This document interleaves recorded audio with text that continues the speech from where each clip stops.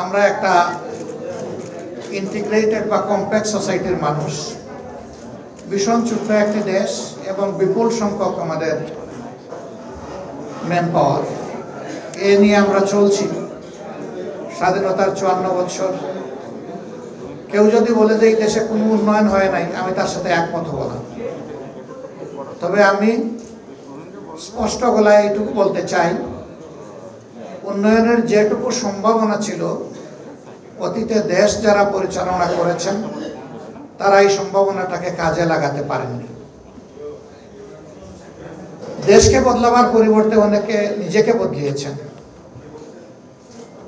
রাজনীতির স্লোগানটা যদি সত্যি এমন হয়ে থাকে যে আমার চেয়ে দল বড়, দলের চেয়ে দেশ বড়, তাহলে দেশেরটাই বড় করে দেখার কথা ছিল। কিন্তু বাস্তবে রাজনীতিবিদরা তাদের কর্মকাণ্ডের মাধ্যমে এটার প্রমাণ তুলে ধরতে পারেননি। আব্বাস ভাই সমাজের চতুর্থ স্তম্ভ, রাষ্ট্রের। সাংবাদিক মহলের কাছে প্রত্যাশার কথা জনগণের তিনি জানিয়ে গেছেন এবং কিছু কিছু ব্যাপারে তিনি অভিমান ব্যক্ত করেছেন।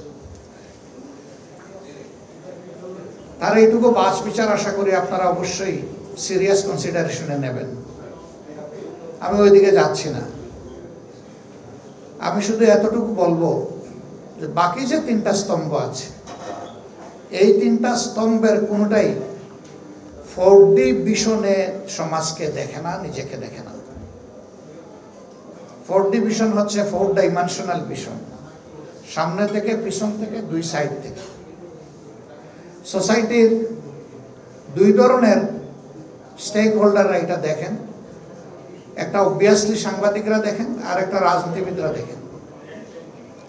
এই দুইটা জায়গায় যদি স্বচ্ছতা এবং ভালো বোঝাপড়া থাকে, একটা সমাজ সামনের দিকে এগিয়ে যায়। কিন্তু এই দুই জায়গার যে কোনো এক জায়গায় স্বচ্ছতার যদি ঘাটতি হয়, এই সমাজ কুড়িয়ে কুড়িয়ে সামনের দিকে যায়, হামাগুড়ি দিয়ে যায়, দৌড়ে সামনের দিকে তার গন্তব্যের দিকে যেতে পারে না। বাংলাদেশের অবস্থা বাস্তবে এটি হয়েছে। এই অবস্থায় রাজনীতিবিদদের অবশ্যই আত্মসমালোচনার প্রয়োজন। তার পাশাপাশি গণমাধ্যমে যারা আছেন তাদের বুক টান করে দাঁড়ানো দরকার। বিচারপতি মাহবুব মোর্শেদ তিনি একটা ইতিহাস রচনা করে গিয়েছিলেন। তিনি স্বৈরাচারী আইয়ুবের কথা এবং ইনস্ট্রাকশন শুনেন নাই।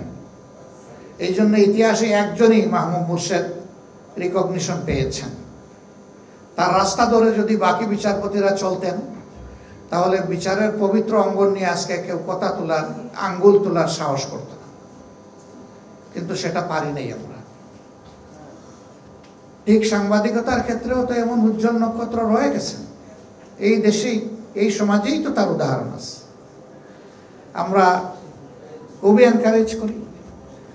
বিশেষ করে আমরা আমাদের দলের পক্ষ থেকে আপনাদেরকে ওয়েলকাম করি যে আপনারা আমাদের সমালোচনা করেন।